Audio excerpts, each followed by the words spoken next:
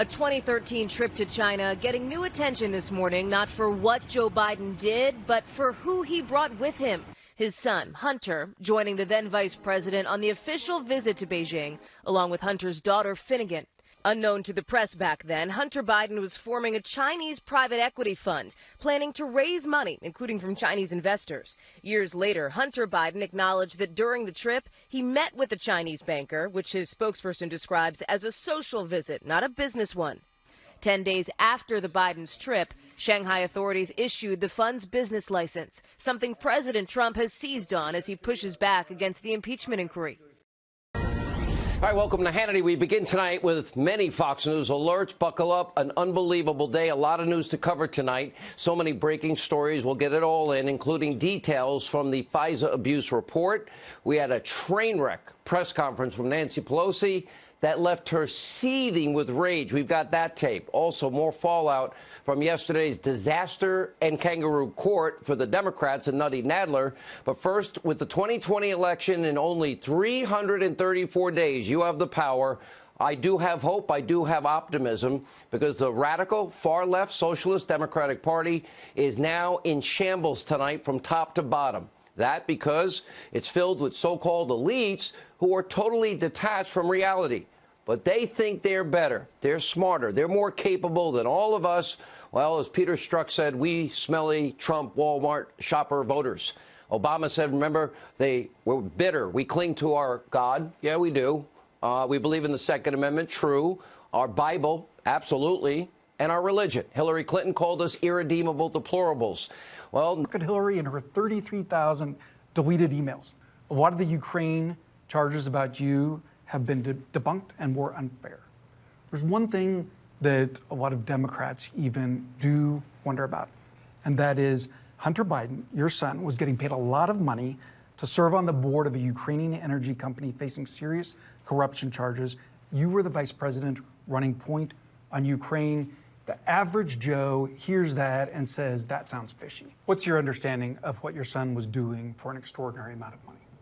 I don't know what he was doing. I know he was on the board. I found out he was on the board after he was on the board, and that was it.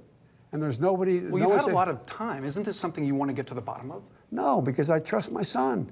But that doesn't pass the smell test. Like, when you're vice president, isn't there a higher standard? Don't you need to know what's happening with your family? Don't you need to put down some guardrails? Unless there was something that would... How are you doing? I'm good. How are you? It's great to see. Great to see you. All right. So this is the bus, huh? Yeah. This is the bus. This is the bus. No malarkey. No malarkey. Mr. Vice President, thank you very much for having us. Thanks for being on the bus. Appreciate it. Very exciting.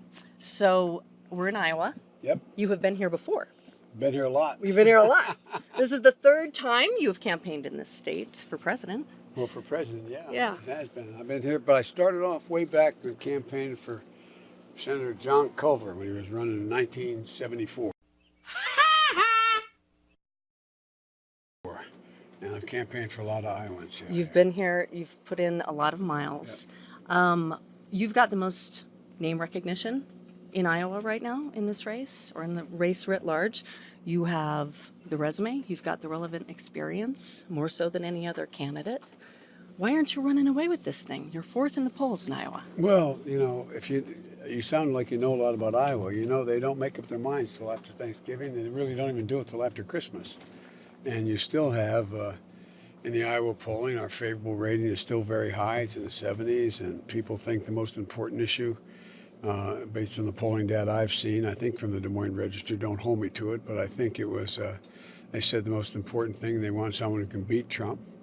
And now what's starting to happen is, because I had the most name recognition and I moved right to the top in all the polling data, I got all the incoming, as they say in Southern Iowa, from y'all. And now other people are, as they move, they're beginning to look at them as well. And so things are beginning to, move in a different way. But nationally, it's not changed. Let's start with Joe Biden at the top of the hour, who is defending his son Hunter's work on the board of Burisma in a recent interview with Axios. Let's take a look. What's your understanding of what your son was doing for an extraordinary amount of money? I don't know what he was doing. I know he was on the board. I found out he was on the board after he was on the board, and that was it. And there's nobody. Well, you've had a lot of time. Isn't this something you want to get to the bottom of? No, because I trust my son. But that doesn't pass the smell test. Like when you're vice president, isn't there a higher standard? Don't you need to know what's happening with your family? Don't you need to put down some guardrails? Unless there was something that was, there was something on its face that was wrong. There's nothing on its face that was wrong. So look, if you want to talk about problems, let's talk about Trump's family. I mean, come on. This is